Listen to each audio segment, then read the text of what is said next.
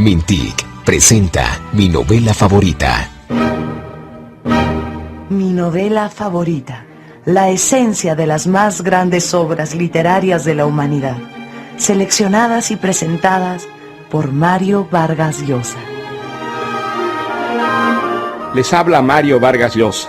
Quiero compartir con ustedes una de mis novelas favoritas. El matadero, de Esteban Echeverría.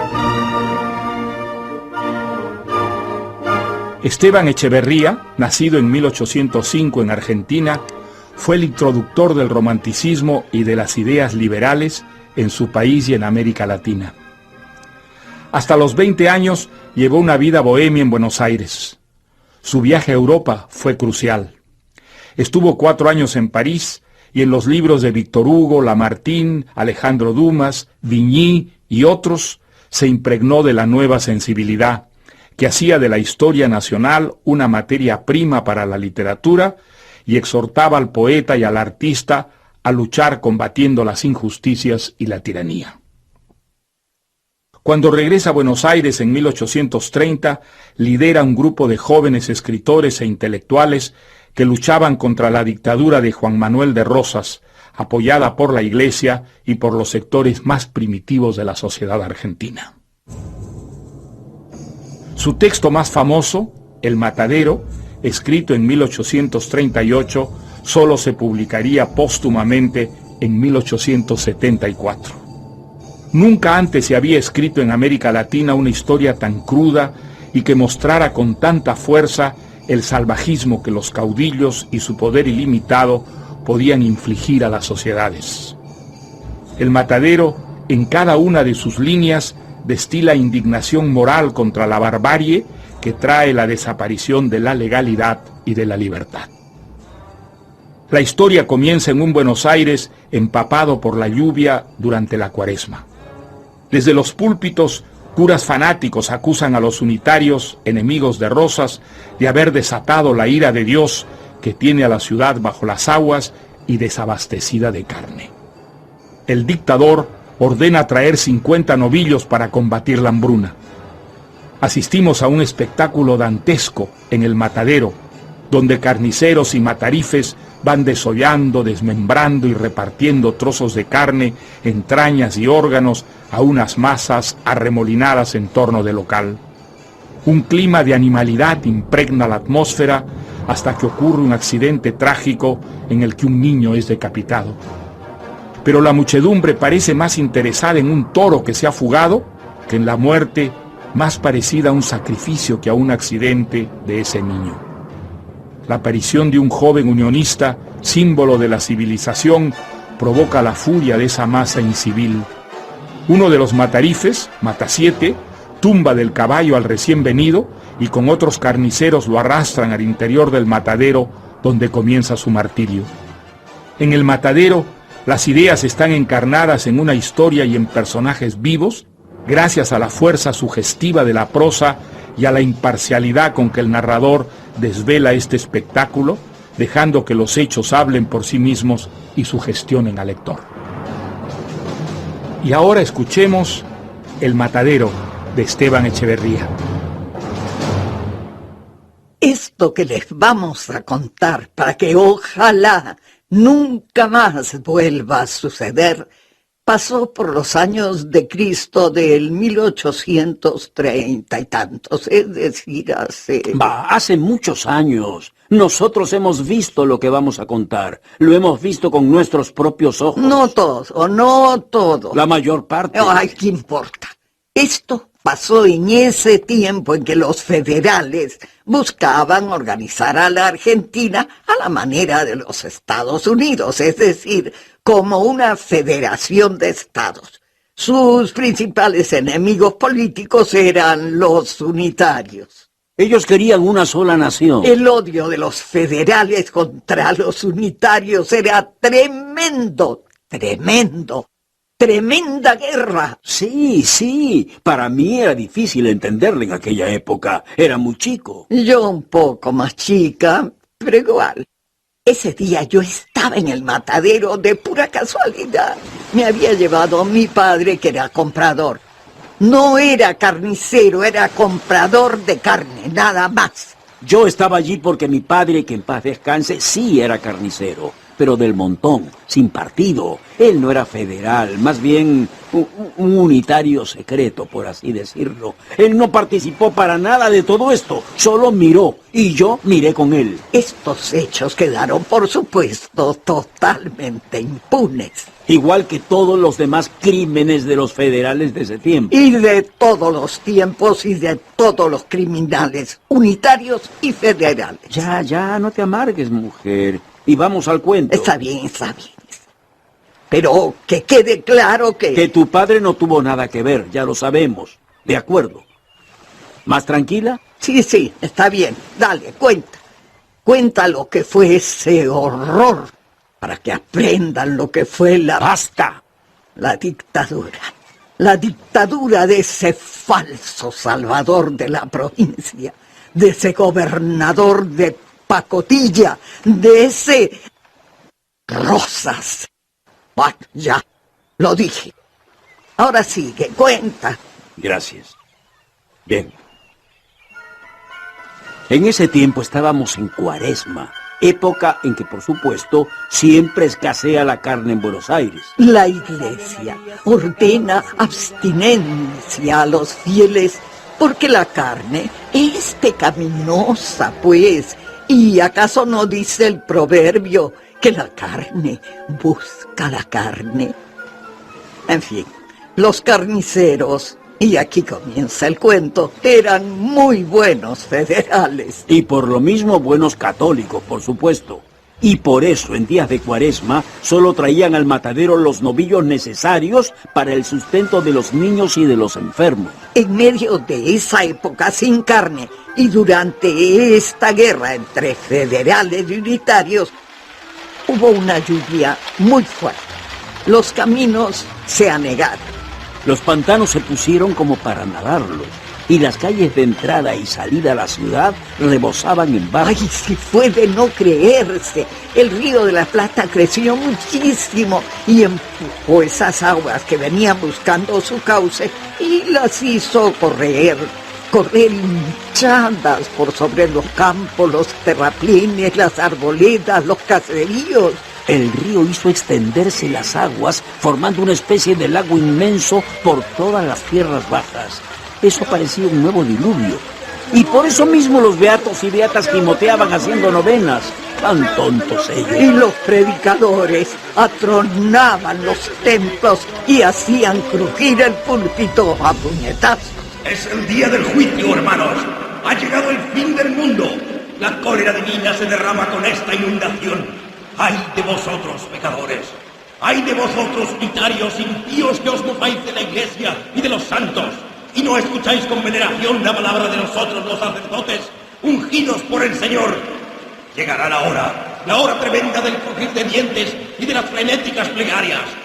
Todo será inútil, unitarios. Vuestra impiedad, vuestras herejías, vuestras blasfemias, vuestros crímenes horrendos han traído sobre nuestra tierra las plagas. Escuchad, unitarios, la justicia de Dios, ese Dios que protege a la Federación, os declarará malditos. Las pobres mujeres salían del templo sin aliento, anonadadas, echándole la culpa de la inundación a los unitarios, por supuesto. Los terribles, impíos unitarios, que siempre tenían la culpa de todo lo que era malo. Y pues las campanas comenzaron a llamar a una gran procesión. Millares de voces se alzarían juntas para conjurar al demonio unitario de la inundación, implorando la federal misericordia divina. Pero antes de que esto pudiera ocurrir, el diluvio se fue escurriendo poco a poco, sin necesidad de procesiones ni plegarias. Bueno, todo esto viene a cuento porque el matadero de la Convalecencia, que surtía todo Buenos Aires en esa época, por culpa de la inundación, estuvo 15 días sin ver una sola cabeza de vacuno, ni una sola en 2 semanas. No quedó en el matadero ni un solo ratón vivo de los muchos millares que allí vivían. Todos se murieron de hambre o ahogados en sus cuevas por la lluvia. Y las gaviotas y los perros también emigraron en busca de algún alimento animal. Algunos médicos opinaron que si seguíamos sin comer carne, a media ciudad le daría un síncope, porque nuestros estómagos estaban acostumbrados a su jugo. Pero los avisos médicos iban en contra de las amenazas lanzadas desde el púlpito. Por los clavos de Cristo, nada de carne en Cuaresma.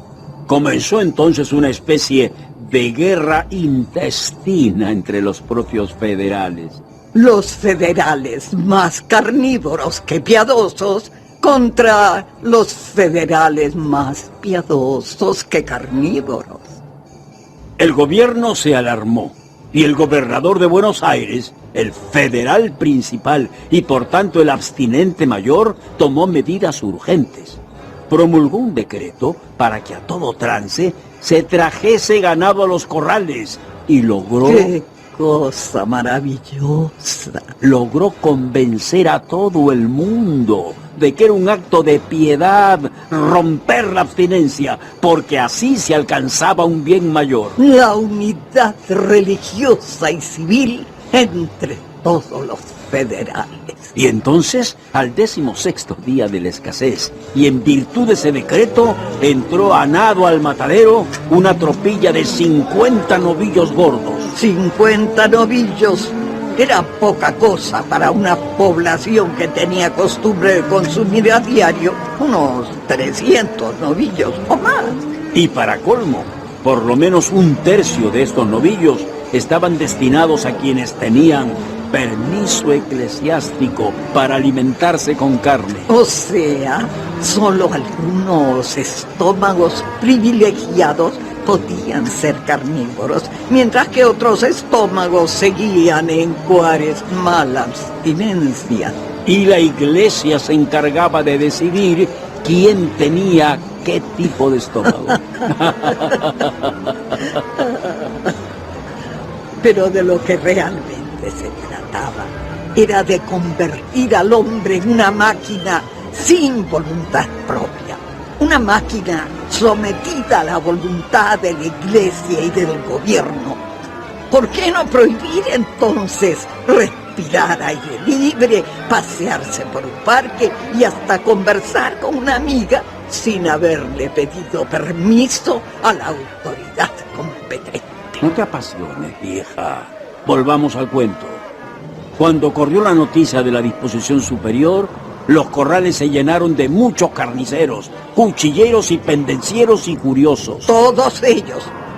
Yo estaba chica, pero lo recuerdo como si fuera ayer. Recibieron con grandes vociferaciones, palmoteos, a esos 50 novillos destinados al matadero. ¡Viva la Federación! ¡Viva! ¿Eh?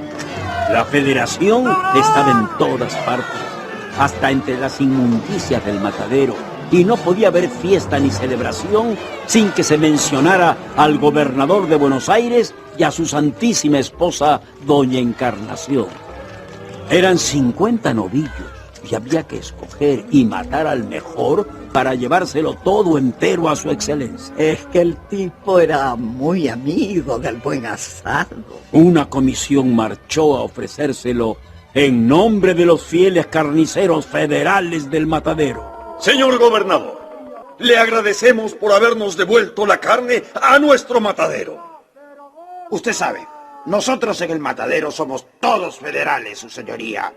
Y mire usted que nosotros no... Nosotros no toleramos, es decir, despreciamos profundamente a todos los herejes unitarios, señor gobernador, porque ellos son enemigos de Dios y de los hombres. Y nosotros somos buenos católicos y federales hasta morir, su excelencia. Hasta morir o hasta matar, su excelencia. Cuente, su excelencia, siempre con nosotros.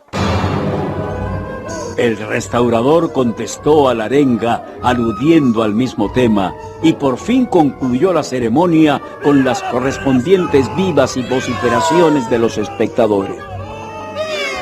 Es de suponer que el restaurador tenía permiso del obispo para comer carne en Cuaresma, porque siendo tan buen observador de las leyes, tan buen católico y tan acérrimo protector de la religión, pues su excelencia no hubiera dado el mal ejemplo aceptando semejante regalo en época santa, ¿no cree?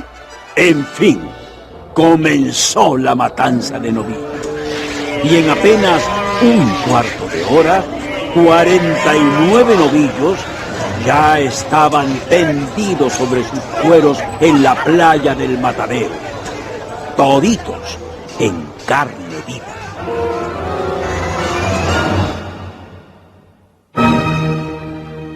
Usted está escuchando El Matadero de Esteban Echeverría. Dicen que a doña Gloria la raptaron los extraterrestres. Desde ese día no volvió a ser la misma. Parece loca. Construye casas con botellas. Según ella, ese es el futuro. Lo que ellas no saben es que ahora Vive Digital está al servicio de la gente. Por eso doña Gloria construye casas haciendo cursos de reciclaje por internet. En este gobierno pasamos de 2.2 millones de conexiones a 10 millones. Hacemos posible lo que parecía imposible. Vive Digital para la gente. Mintic. Todos por un nuevo país. Paz, equidad, educación. Continúa la historia de El Matadero de Esteban Echeverría. El matadero, para que se lo imaginen, era más una explanada que un edificio. Y a un extremo había una construcción a la que llamaban la casilla. La casilla, claro, me había olvidado de ese nombre. Era un edificio bajo y muy lúgubre. Dentro de la casilla se hacía la recaudación del impuesto de corrales. Se cobraban las multas por violación de reglamentos. Pero sobre todo, allí se sentaba el juez del matadero. ¡Ah! Ese juez era un personaje muy importante. Era el caudillo de los carniceros. Ejercía un poder dictatorial en esa pequeña tiranía federalista.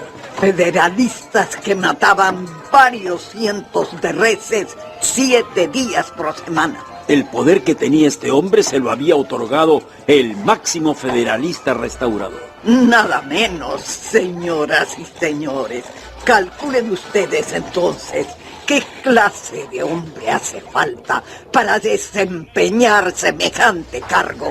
Calculen nomás de qué calaña era el tipo aquel. Bueno, ya, tranquila. Ya, está bien, sigue. En fin. Sobre las paredes blancas de la casilla había pintados unos grandes letreros rojos. Eran 3. ¡Viva la Federación! ¡Mueran los salvajes unitarios! Y ¡viva el restaurador y la heroína doña Encarnación Escurra! ¡Heroína!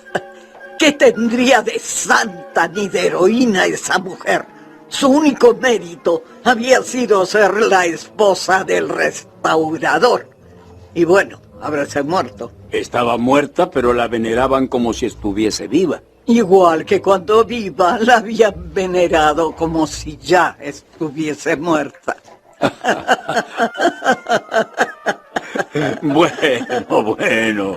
El caso es que años atrás los carniceros le habían ofrecido a la tal Encarnación un espléndido banquete en la casilla y ella, en un solemne discurso, les había ofrecido su federal patrocinio.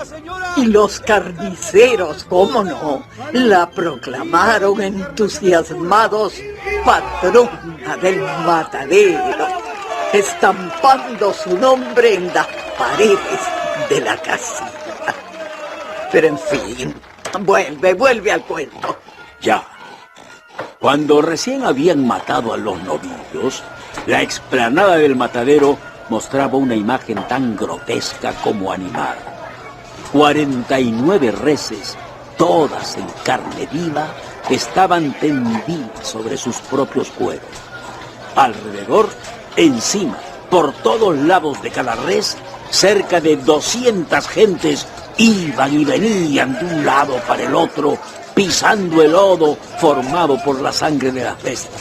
Era horrible y fascinante también.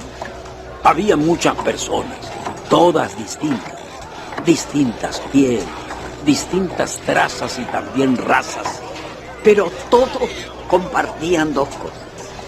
el hambre y la pobreza, llevadas al colmo por la maldita Cuaresma y el encarecimiento de todos los alimentos a raíz de la lluvia.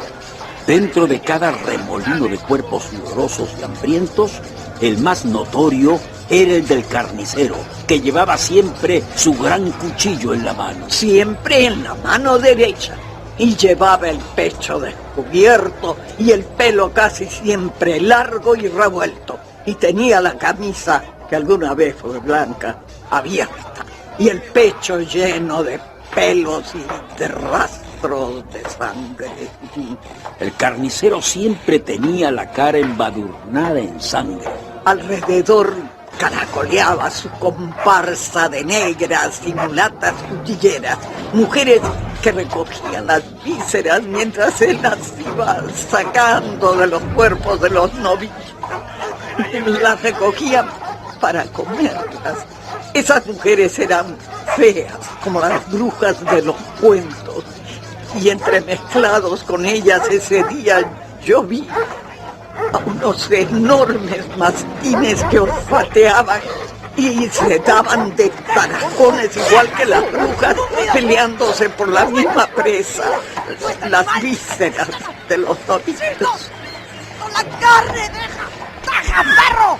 40 y tantas carretas, cubiertas por toldos negruzcos de cuero pelado, estaban paradas en fila al borde de la gran explanada del matadero. Esperaban la carne. Arriba en el aire, gaviotas blancas y azules revoloteaban, casi tapando con su graznido todos los ruidos y voces del matadero. Su sombra ennegrecía la explanada. A medida que avanzaba la matanza, el paisaje iba cambiando. Los grupos se deshacían.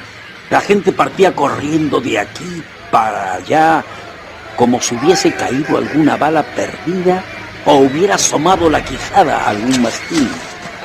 Corrían hacia donde estaban las presas, mientras el carnicero en un grupo descuartizaba a golpe de hacha, otro colgaba los cuartos en los ganchos de una carreta. Y el de más allá despellejaba, y otro sacaba el cebo.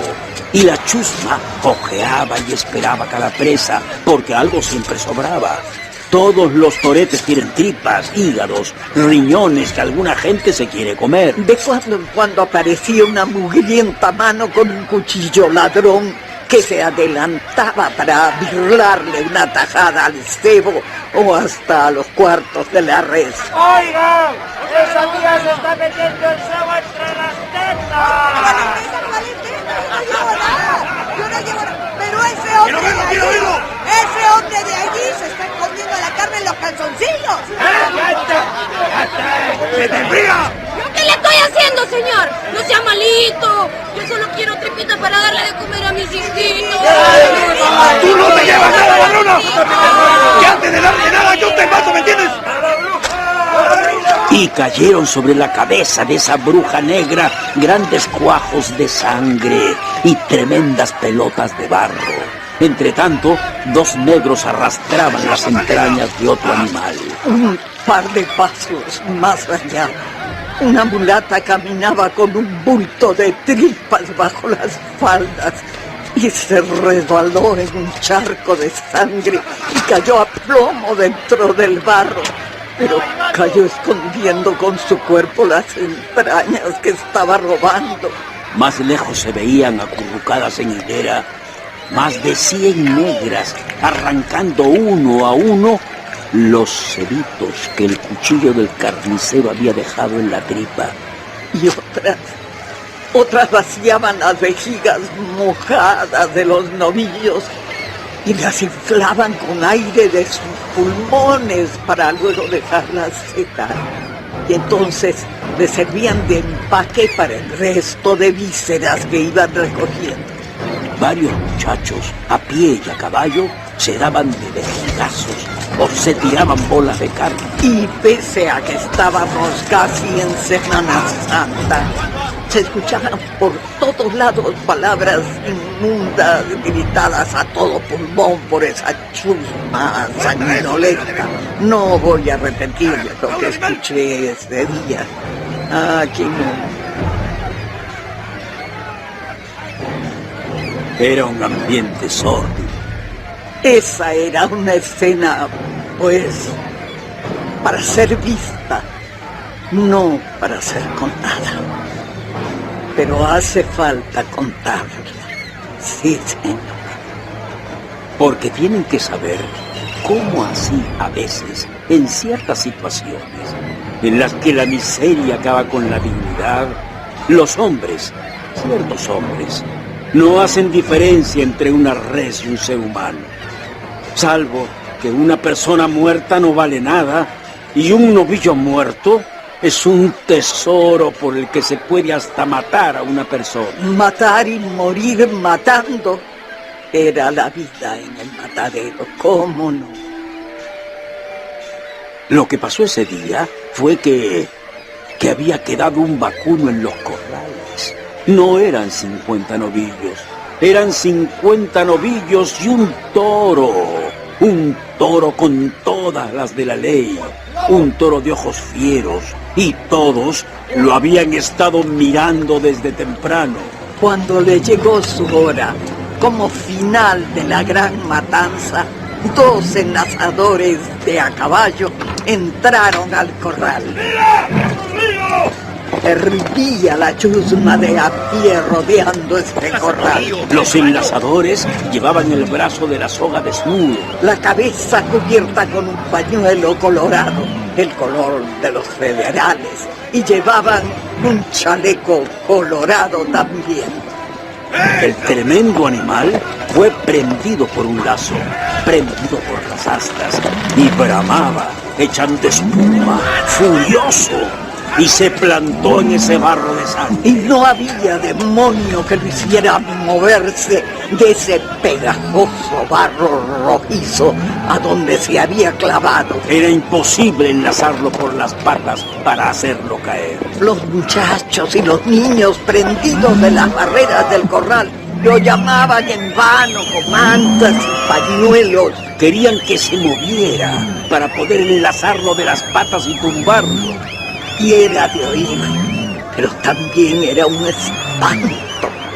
La bataola de silbidos, palmadas y voces agudas y voces roncas que hacía esa orquesta sangrienta. ¡Ese todo unitario es pemperreado y arisco como unitario!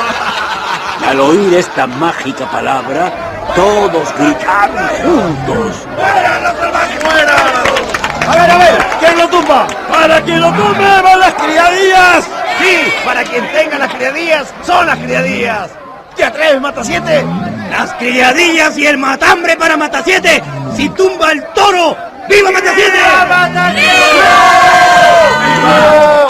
¡A Matasiete, el matambre y las criadillas! Matasiete se acercó al toro por detrás con una filuda picana. ¡Allá va el toro! ¡Guárdalos de la puerta! ¡Es nuevo negocio! Ese animal, acosado por los gritos, pero sobre todo por la picana con que Matasiete le había espoleado la cola, escapó y arremetió bufando hacia la puerta. Lo que pasó después, lo que vi después, no puedo decirlo. No quiero recordar. El pánico, la euforia, la necesidad y la miseria se juntaron en la escena que siguió ese momento y que voy a relatarles. Aunque quizás después de escucharme, quizás vayan a preferir no haberse enterado nunca de nada. Pero qué remedio. Hay que contarlo, aunque nadie lo escuche de verdad. El toro se había soltado y estaba corriendo, creando pavor entre la multitud. Pero corría con el lazo prendido de los cuernos y fue entonces que el enlazador le dio el tirón. Le dio el tirón sentando a su caballo para aguantar al toro. La soga, que era larga y se había enredado mucho, se templó. Se templó con mucha fuerza. Y entonces crujió por el aire con un áspero zumbido, el zumbido de la soga, y al mismo tiempo se vio rodar. Vimos rodar. Yo estaba allí, desde lo alto de una valla del corral. Vimos rodar la cabeza de un niño. Su tronco, su cuerpito se quedó inmóvil sobre la verja. Se quedó un instante todavía sentado sobre su caballo de palo.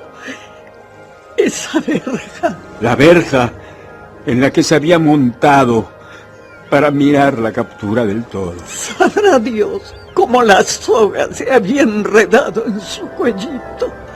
Pero cuando ésta se templó, le cercenó la cabecita como un golpe de hacha. Y cuando lo vimos ahí prendido, su cuerpecillo todavía lanzaba largos chorritos de... ¡Se cortó el lazo! ¡Ataje! Pero no habían pasado segundos y la captura del toro ya tenía nuevamente interesada a la mayoría. Solo unos pocos nos acercamos a mirar la cabecita cercenada y el cadáver todavía palpitante del muchachito degollado por el lazo del... ¡Allá el toro! La bulla era infernal. El toro estaba de verdad suelto y arrastrando su soga corría hacia la ciudad por esa larga y angosta calle que parte del matadero y sube al borde de un campito. Por las lluvias, ese campito se había convertido en un pantano. Y pasó, según me contaron después, que cierto gringo estaba vadeando el pantano. Iba al paso, dicen, montando un caballo fino pero arisco, y sin duda iba tan absorto en sus negocios de gringo rico, que no escuchó la gritería, sino cuando el toro furioso ya estaba casi metiéndose al pantano. Su caballo se asustó al verlo, y dio un brinco al sesgo, y botó al gringo y echó a correr, dejando al pobre hombre hundido medio metro en el fango. Justo en el camino del toro y de esa tropilla de carniceros a caballo. ¿Ustedes creen que el gringo caído detuvo la carrera? Al contrario, los carniceros soltaron carcajadas y asusaron a sus caballos. El toro cruzó el pantano y los jinetes lo cruzaron sobre el gringo, amasándolo junto con el barro bajo las patas de sus caballos. Llegó el gringo como pudo a la orilla del pantano y dicen que más parecía un demonio tostado por las llamas del infierno que un hombre blanco y de pelo rubio como de verdad era. Entretanto, el toro ya había recorrido unas 20 cuadras, corriendo en distintas direcciones, asustando a todo ser viviente que lo viera, hasta que al final se metió por la tranquera de una quinta. Ahí encontró su perdición. Estaba cansado, pero todavía tenía bríos y cólera, mucha cólera, porque no tenía escape, me imagino. Se juntaron todos sus perseguidores y decidieron llevarlo arreado dentro de un grupito de vacas y bueyes. Una hora después de su fuga, ya estaba de vuelta el toro al matadero. La poca chusma que quedaba allí no hablaba más que de la fuga del toro. Del niño degollado por el lazo. De él no se hablaba. De él no quedaba más que un charco de sangre ya casi seca. Su cadáver estaba en el cementerio. Y nadie sabía su nombre. Probablemente nadie lo sepa hasta ahora. Ya en el matadero, los carniceros se enlazaron nuevamente por las astas al toro, que todavía rebrincaba y embestía, lanzando bramidos roncos. Le echaron 1, 2, 3 lazos por las patas para tumbarlo, pero recién el cuarto quedó prendido. El toro se puso más furioso aún. Su lengua se estiraba y su boca arrojaba espuma. Y pues a mí me parecía que su nariz lanzaba humo y que sus ojos eran como 2 brasas hirviendo. Nadie sabía bien qué hacer con ese toro en ese momento. Pero entonces, Matasiete, buen nombre para ese matón, se tiró al punto del caballo, se abalanzó contra el toro enlazado, se agachó y le cortó el tendón de la corva derecha de una sola cuchilla. Estaba con su daga en la mano. Yo miraba por entre las piernas de los grandes. Entonces le hundió al toro la daga hasta el puño en la garganta. Matasiete lo había degollado. Levantó su puñal mostrándolo a los espectadores. La cuchilla estaba roja y humeante. Yo la vi humeante. Brotó un torrente de la herida y el tremendo animal soltó algunos bramidos roncos. Vaciló y luego cayó al suelo. Cayó del toro y se enterró en el barro entre los gritos de la chusma que proclamaba Matasiete vencedor.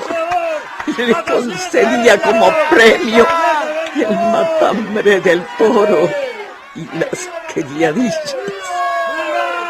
Matasiete levantó por segunda vez el brazo, mostrando el cuchillo ensangrentado, y se agachó a desollar al toro. Se le juntaron otros carniceros. En 2 por 3 estuvo el animal descuartizado y colgado en su carreta. Matasiete colocó su matambre bajo el pellón de su caballo y ya se preparaba para partir. Ya estaba por irse. Eran las 12 del día y la matanza ya había terminado. La poca chusma que había visto el desenlace ya se retiraba en grupos de a pie y de a caballo. Entonces se oyó la voz ronca y fuerte de un carnicero. ¡Unitario! ¡Ahí va un unitario! ¡Unitario! Con esta palabra la chusma se quedó inmóvil, como congelada por un solo susto, que no era susto, claro está. ¿Dónde? Allá a caballo, unitario. Ahí pues, ahí está la patilla en forma de U. Trae divisa en la chaqueta, ni luto en el sombrero. ¡Perro unitario! ¡Perro! ¡Eso, Metimetre! ¡Monta en silla de gringo! ¡Trae pistolas, miren! ¡Trae 2 pistolas! ¡Pero las trae por pretencioso el mariconcito este! ¡Maricón! ¡A que no te le animas, Matasiete! ¿A qué no te le animas, Matasiete? ¿A que sí? Matasiete era hombre de pocas palabras y de mucha acción. Tratándose de violencia, de agilidad, de destreza en el hacha, el cuchillo o el caballo, Matasiete no hablaba, solo actuaba. Lo habían picado con eso de ¿te animas o no te animas?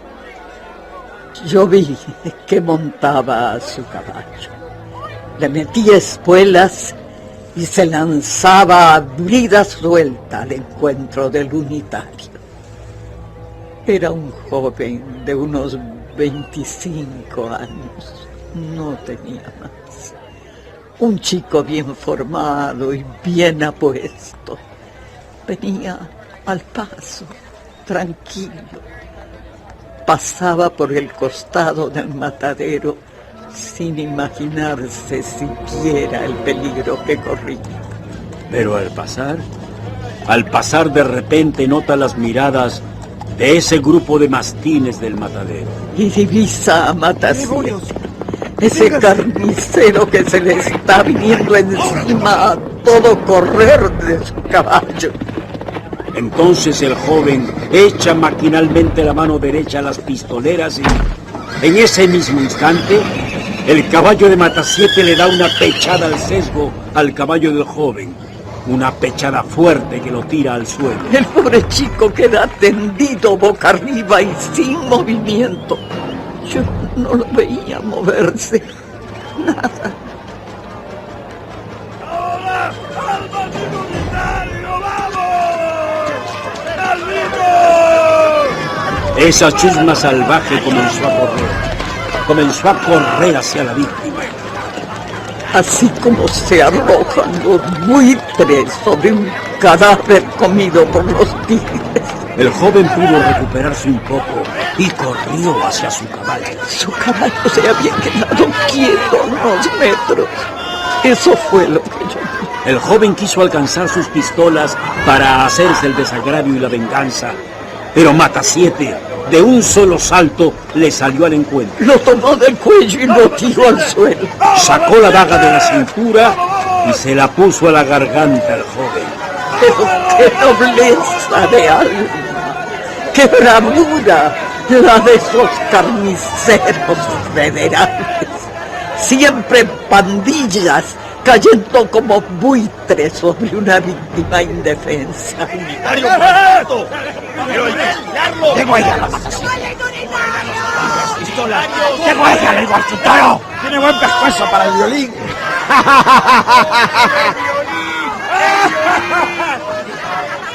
¡Sí, sacan una resbalosa con el violín! Matasiete empezó a pasar el filo de su daga por la garganta del pobre joven caído. Con la rodilla izquierda le comprimía el pecho y con la mano izquierda lo sujetaba del pelo. ¡No lo degüellen! ¡No lo degüellen! ¡Quieto, Matasiete! ¡No lo degüelles! Era el juez del matadero que se acercaba a la carrera. ¡A la casilla con él! ¡A la casilla! ¡Sí, a la casilla! ¡Maldito maricón! ¡Acabar con el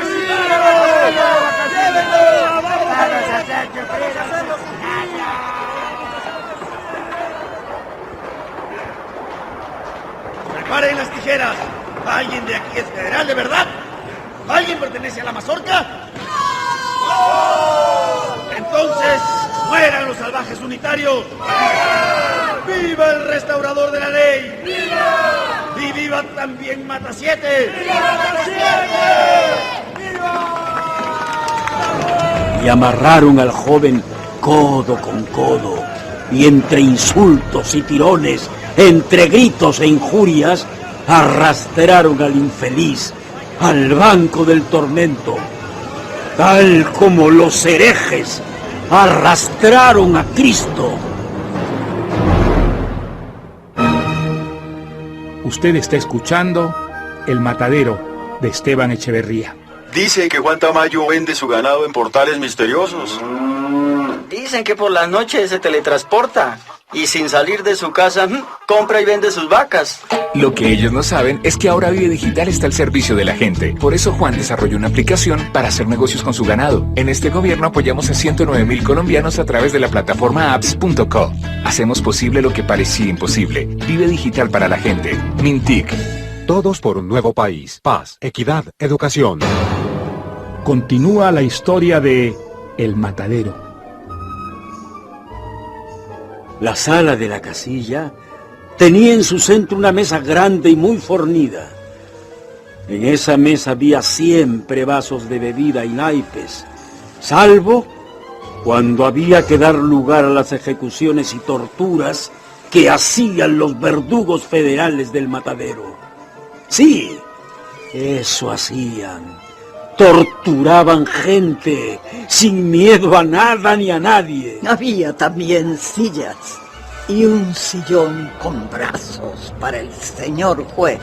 La chusma llegó en tropel al corredor de la casilla y a empellones lanzó al joven unitario hasta el centro de la sala.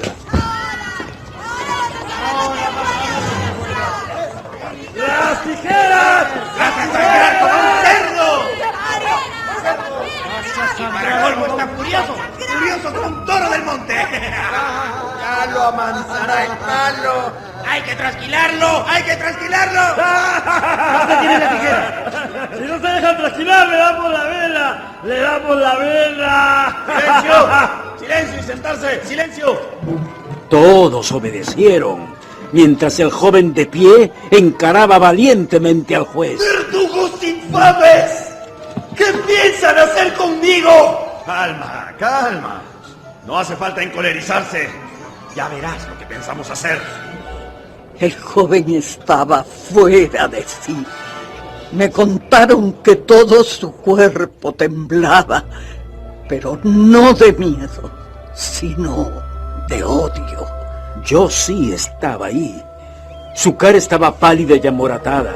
Su voz temblaba de rabia. Su labio también temblaba. Todo su cuerpo, todo su ser mostraba una ira casi descontrolada. El movimiento convulso de su corazón, la agitación de sus nervios. Sus ojos eran dos fuegos que parecían salirse de sus órbitas. Su cabello negro se levantaba como erizado. A mí me han contado que en su cuello desnudo y también en la pechera de su camisa se podía ver el palpitar de su corazón y la sangre corriendo en sus venas, latiendo fuertemente, y la respiración tan agitada de sus pulmones. ¿Tiemblas? Sí, pero te juro que es solo de rabia, porque no puedo ahorcarte con mis propias manos. ¿Tendrías fuerza y valor para eso? Tengo de sobra voluntad y coraje para matarte a ti, infame. A ver, las tijeras de la trasquila. Córtenle la barba a la federala, a ver si así lo volvemos uno de los nuestros. Recuerdo que estreché fuertemente la mano de mi padre, que en ese momento tiene que haber estado ocultando su indignación. Dos matarifes tomaron al joven, uno del brazo y el otro de la cabeza, y en un minuto le habían cortado la barba. A ver, un vaso de agua para que se refresque. ¡Un vaso de hiel te haría yo beber, canalla! Un negro se le puso delante con un vaso de agua. El joven le dio un puntapié en la mano y el vaso fue a estrellarse contra el techo, salpicando a todos. Este es un incorregible. ¿Qué te pasa? Es bien chúcaro, ¿eh? Ah, ya lo domaremos. Así que te quieres hacer el bravo, Pocosete. Viene lo mejor. ¡Me va a quitar! ¡Silencio! Ya estás afeitado a la federala, hijo. Solo te falta dejarte el bigote. Cuidado con olvidarte de eso. Ahora vamos a hacer cuentas. ¿Por qué no llevas escarpela? ¡Porque no quiero! ¿No sabes que así lo manda el gobernador restaurador? La libre es para lacayos como ustedes, no para los hombres libres.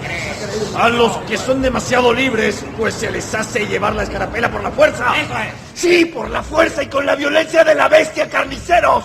¿Qué le pasa? Esas son sus armas, malditos. El lobo, el tigre, la pantera también son fuertes, igual que ustedes. Deberían andar ustedes como esas bestias, en cuatro patas. ¿Qué le pasa? Ajá. ¿Y no tienes miedo de que algún tigre te despedace, hijo? ¡Lo prefiero! ¡Prefiero un tigre! ¡Lo prefiero a ustedes, cuervos! ¡Prefiero 1000 veces ser devorado por un tigre a que ustedes me arranquen las entrañas! ¡Buitres repugnantes! ¿Y por qué no llevas en el sombrero luto por la heroína? Porque llevo el luto en el corazón, pero no por tu heroína, sino por la patria. ¡Por la patria que ustedes están asesinando, desgraciados! ¡Unitario insolente! Te has embravecido demasiado, muchachito estúpido. Te haré cortar la lengua si sigues chistando. ¡Abajo los calzones a este mentecato maricón! Y a nalga pelada denle lo que les dé la gana, pero bien amarrado sobre la mesa. Apenas terminó de decir estas palabras el juez, Cuando 4 verdugos, todavía salpicados de sangre de res, levantaron al joven y lo tendieron largo a largo sobre la mesa. ¡Primero degollarme que desnudarme! ¡Cerdo federal! Le ataron un pañuelo a la boca y empezaron a tironear de su vestido. El joven se encogía, pateaba, rechinaba los dientes amordazados. Me contaron que a veces se le veía como un junco, a veces como un fierro, y a veces su espalda se movía como el lomo de una serpiente. Por su cara nadaban gotas de sudor, gotas grandes como perlas. Sus pupilas echaban fuego, su boca arrojaba espuma, y las venas de su cuello y de su frente negreaban en relieve sobre su piel tan blanca. Yo lo vi. ¡Amárrenlo primero! Ruge de rabia, de pura rabia este unitario. En un 2x3, amarraron sus piernas en ángulo a las patas de la mesa. Lo habían puesto boca abajo. Tenían que amarrarle también las manos. Para eso le soltaron las amarras. Y cuando el joven sintió las manos libres, se incorporó sobre sus brazos y después sobre sus rodillas, pero ahí mismo se desplomó. Empezaron a desnudarlo y luego quisieron humillarlo aún más. Pero antes de que nada pudiera pasar. Antes de que cualquier cosa pasara. Un torrente de sangre brotó de la boca y de las narices del joven y se fue extendiendo y empezó a caer a chorros por ambos lados de la mesa. Así me contaron. Así fue. Yo lo vi. Así fue. Los verdugos quedaron inmóviles y los espectadores no sabían qué pensar, qué decir. Parece como si se reventó de rabia este salvaje unitario. Tenía como un río de sangre en las venas. Pobre diablo. Pobre diablo. Se tomó la cosa demasiado en serio. Solo queríamos divertirnos con él. Hay que dar parte. Desátenlo y vamos. Los verdugos cumplieron la orden. Lo vistieron. El cadáver estaba completamente manchado por su propia sangre. Echaron llave a la puerta y en un momento más ya toda esa chusma estaba marchando detrás del caballo del juez. Nunca se castigó a nadie por esa muerte, por supuesto. Los federales habían dado fin a una de sus innumerables proezas. En ese momento, lo más salvaje de toda la ciudad de Buenos Aires era su matadero. Eso fue lo que pasó ese día. El día más sórdido y macabro del que se tenga memoria. Que les hemos contado porque ciertas cosas, por malas y sangrientas que sean, no deben olvidarse jamás.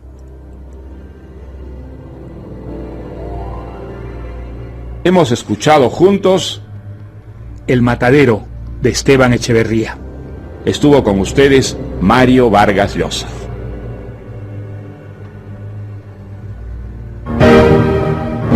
Mi novela favorita, la esencia de las más grandes obras literarias de la humanidad, seleccionadas y presentadas por Mario Vargas Llosa. Con Carlos Gasols y Rosa Wunder. Adaptación y dirección general, Alonso Alegría. es una producción del grupo RPP del Perú. Vive digital para la gente. Mintic presentó Mi Novela Favorita.